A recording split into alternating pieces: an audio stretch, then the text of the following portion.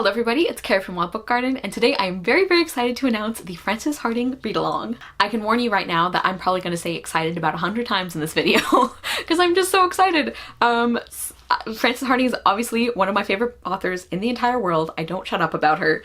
And I also know you're probably getting a lot of announcements from me close together, which always seems to happen for some reason. I don't know why. So me and my friend Hana from Lit Hermione are co-hosting the Frances Hardinge read-along. She's one of my dear friends on this platform. Her book blog is absolutely wonderful and it's called Lit Hermione. I talk about her a lot. I will link her down below. And both of us love Frances Hardinge. So we decided that we are going to host a read-along where we read all of Frances Hardinge's books in celebration of her new one coming out, which is I think it's coming out in September maybe, which is Unraveler.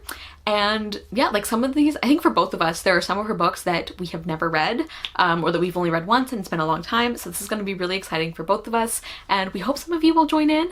We're really excited. We'd love to have more people to talk about these books with. And maybe if you have been meaning to get to her books for a while, this might be a great reason. If you maybe just want to dip your toes in and try one or two, that'd be great. Like obviously if you want to read all of them with us, that would be fantastic, but we also understand that not everybody wants to do that or can do that. Okay, so we are not going to have a Twitter account because frankly, both of us are getting tired of having to create Twitter accounts for every new reading event. So we're not going to do that. Just keep an eye on mine and Hana's social media platforms. We are also going to be reading one book per month, and we're going to be reading more or less in publication order. The only exception is she has two books that are actually a duology, and we're reading those back to back, which made sense. And also, Hana had the really good idea that we're going to schedule these so that our live shows are actually mid-month, because a lot of things that people host, including several things that I host, are always at the end of the month. Or like the beginning of the next month. So we hope that this will mean more people are able to join us. And also the live show discussions, all of them will be hosted on my channel, but Hana and I have split the discussions so that half of them I'm like leading the discussion and half of them she is leading the discussion. The only thing is that they will all be hosted on my channel because Hana's no longer posting booktube videos on her channel. She is a book blogger now. So we just thought it'd be easier to put them all in one place, but I'm not going to be like leading the discussion of all of them. And we're really excited for these. Like the way we chose these, we're each hosting our favorite and our least favorite book by the author, by Frances Hardinge. So we thought that would be kind of interesting. Although for me, like even my least favorite book by Frances Hardinge is still a fantastic book. I think I gave it 4.5 stars instead of 5 stars. Okay, and then before I get into the specific reading schedule, I think the only last thing to note, besides check out the description box for anything I forgot to mention, is that the last couple months, those are kind of like subject to change. We might have to adjust those as we go because Hana will be taking exams at that point and we don't want to impact that. So those last couple books are the only ones where we might tweak dates or, you know, move things around or anything like that. But here is the tentative schedule.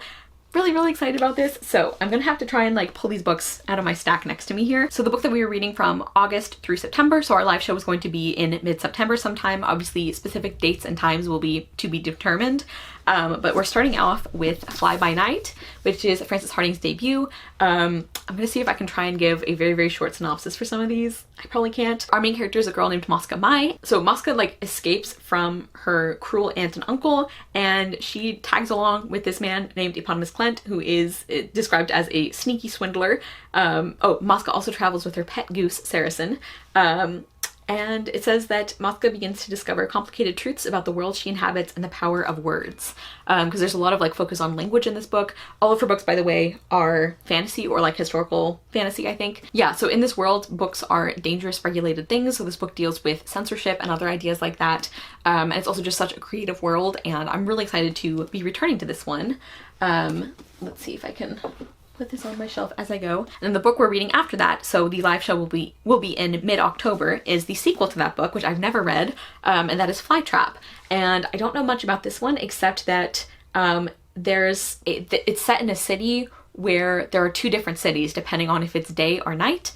I'll try to link all these Goodreads pages because I'm doing a terrible job of summarizing these, but really excited to get to that one. I also want to mention that I actually did a whole video on Frances Hardinge several years ago. I think it was like maybe the first year I had a channel. So it's like kind of old, but I stand by all the love for her books. So I will link that down below. Okay, and then back to publication order after that duology. Let's see.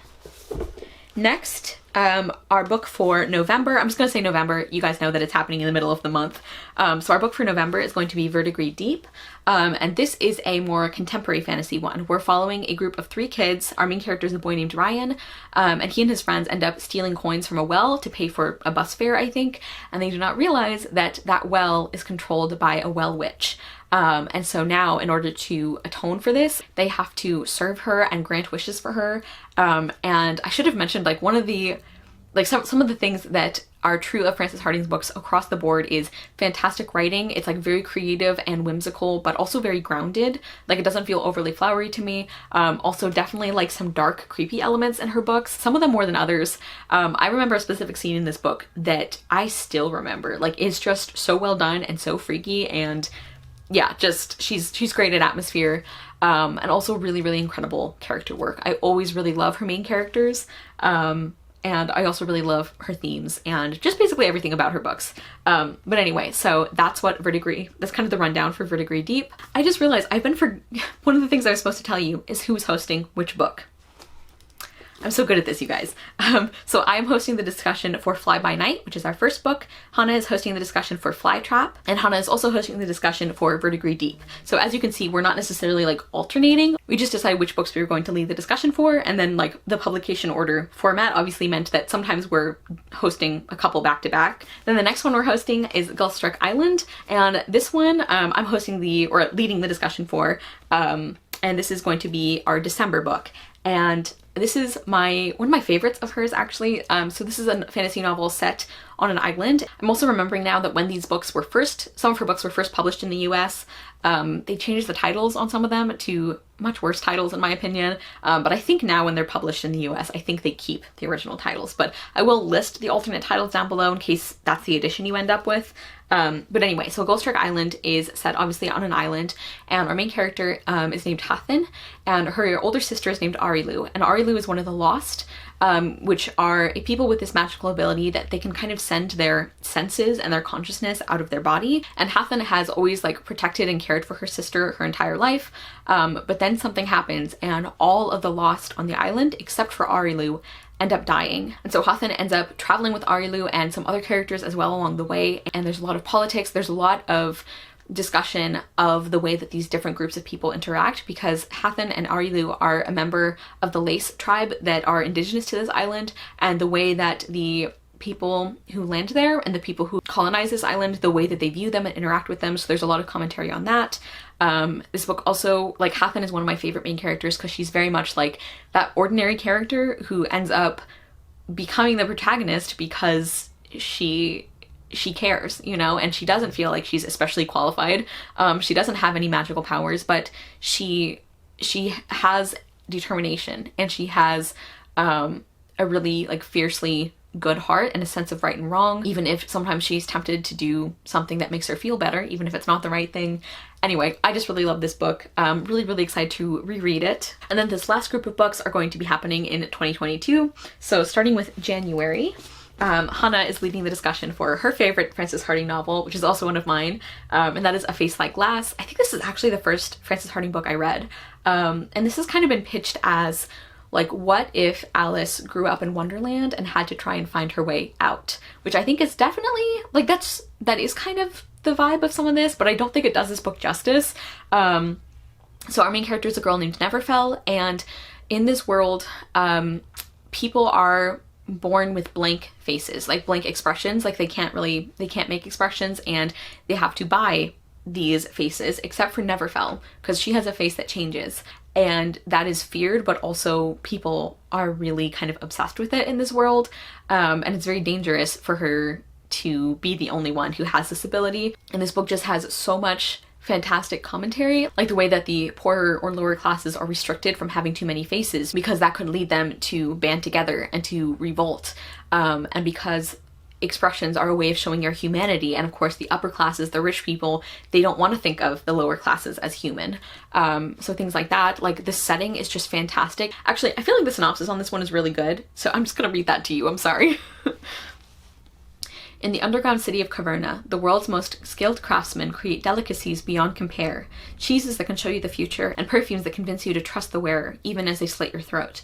The people here are unlike any other. They have faces as blank as untouched snow. Expressions must be learned, and the famous face smiths will teach a person to display joy, despair, or fear, at a price. Into this dark and distrustful world tumbles Neverfell, a girl with no memory and a face so incredible to those around her that she must wear a mask at all times. For Neverfell has a face that shows her emotions, a face incapable of lying, a face that is a dangerous threat and an irresistible treasure, a face that some would kill for. Yeah, I really love this book, and I think like Neverfell is one of those characters who she does kind of start off very naive and trusting and not really sure how the world works, but it doesn't bother me because it makes sense why she is that way, and you do see her grow, and she definitely develops as a character. And yeah, I have rambled too much about this book, but I love it. Then in February, I am leading the discussion for this one, and that is Cuckoo Song. This is another of her, I think, creepier ones. Our main character is a girl named Triss who wakes up one day and things just feel ever so slightly wrong, and things get weirder and weirder, and she doesn't understand why her sister is angry at her. She doesn't understand why her parents are treating her the way they are.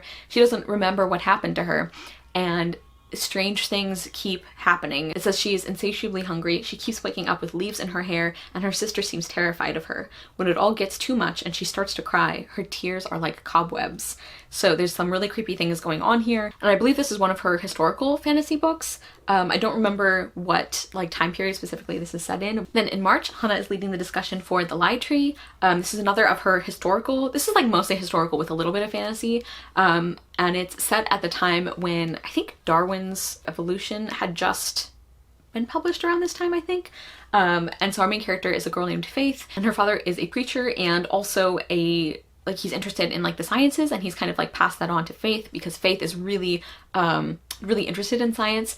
And then he ends up with this really strange specimen called the lie tree, which if you feed it a lie, it will uncover a truth. The greater the lie, the greater the truth. And this is a very dangerous thing to have, and it ends up bringing danger to her father. Something terrible happens to him, and Faith has to try and figure out why that happened, like who was involved. And she also ends up becoming really entranced by this lie tree, and this book deals a lot with the treatment of women at this time period and the restricted options they had. And I think this book is one of the really great examples of like Faith not feeling like she necessarily has a lot of friends who are other girls who she feels like understood by, but I think the book itself does a really great job of showing how it's not that other women are less than her, and it's not that Faith is the only one who like wonders about the world and who wants something more from life and all of that. Basically, this book avoids the not like other girls trope, even when you think it's not going to. And yeah, like this one is actually Hana's least favorite, which is why she's hosting it. And this is actually one of my favorites of Frances Hardinge's, but I'm thinking about it more and I'm like, I think maybe this book has specific elements or scenes that are my favorites. Like I'll be interested to see where this one stands in my ranking after we reread these or read them for the first time. And then in April is my personal least favorite of Frances Hardinge, although again, like it's still a fantastic book. And I think mainly the reason I didn't love it as much is like personal preference regarding the story. But that is A Skinful of Shadows. And did I say this is for, yeah, this is for April. So this is another more historical fantasy book of hers, and our main character is a girl named, I think Makepeace is her name? Yeah. And she is a Puritan, and I think this is set at the time period where Puritans and other like religious factions were not getting along. And in this world there are some people who are very susceptible or very suited to having ghosts like possess their body, and our main character Makepeace is one of those. And after something terrible happens, she kind of lets down her guard and she ends up being inhabited by the spirit of this bear who has died. And so Makepeace is like still in control of herself, but now she has this like spirit of a bear living inside of her. And part of the synopsis says, the spirit is wild, brutish, and strong, and it may be her only defense when she is sent to live with her father's rich and powerful ancestors. There is talk of civil war, and they need people like her to protect their dark and terrible family secret. So this is set during, partly during the English Civil War, I think, or like the lead up to that. There's themes of power and friendship. Yeah, so I'm interested to see how I feel about this one on reread. And then in May, Hana is leading the discussion for Deep Light, which is one of her most recent well, it's her most recent published book as of the time of filming this. And this one I have not actually read. This came out 1 or 2 years ago. I think it was very well received. And this is like a kind of water adjacent fantasy. So this one has a very short synopsis, so I'm just going to read it. On the jumbled streets of the island of Ladies' Crave live Hark and his best friend Jelt. They are scavengers, living off their wits, diving for relics of the gods, desperate for anything they can sell.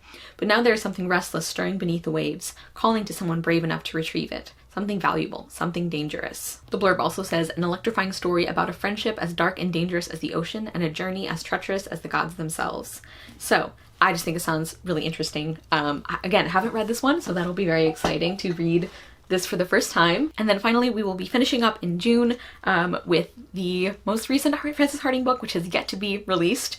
I don't think they finalized the cover yet either, but that is Unraveler. And this one I've talked about several times this year because I'm so excited for it. And this one is set in a world where anyone can cast a curse, but only one person, our main character Kellen, has the ability to unravel them, and that puts him in a very dangerous position. And I don't really know what else happens. Like I think he sets out on a journey to try and lift all the curses from people. It has a very short description, so I don't know much more than that or anything more than that. But obviously I'm excited, and that will be our final book for the read along. Remember that May and June, those dates or those plans might be a little more flexible because of like exam schedules and things like that. But otherwise that is the plan. I am so excited about this. Obviously, Hana and I are both really looking forward to this. I'm so excited to reread books by one of my favorite authors and to read some books for the first time by one of my favorite authors. We hope some of you can join us. Please comment down below and let me know if you are going to be joining in. Let me know which book you're most excited about. Again, we would love to have you along for the entire journey, but if you can only make it for a few, that's great as well. And yeah, if I've forgotten anything, I will put that in the description. I am just so excited for this. I told you I'd be using that word a lot, but I just can't wait. Thank you guys so much for watching. I will see you soon with another video, and I hope you love the next book you read. Bye!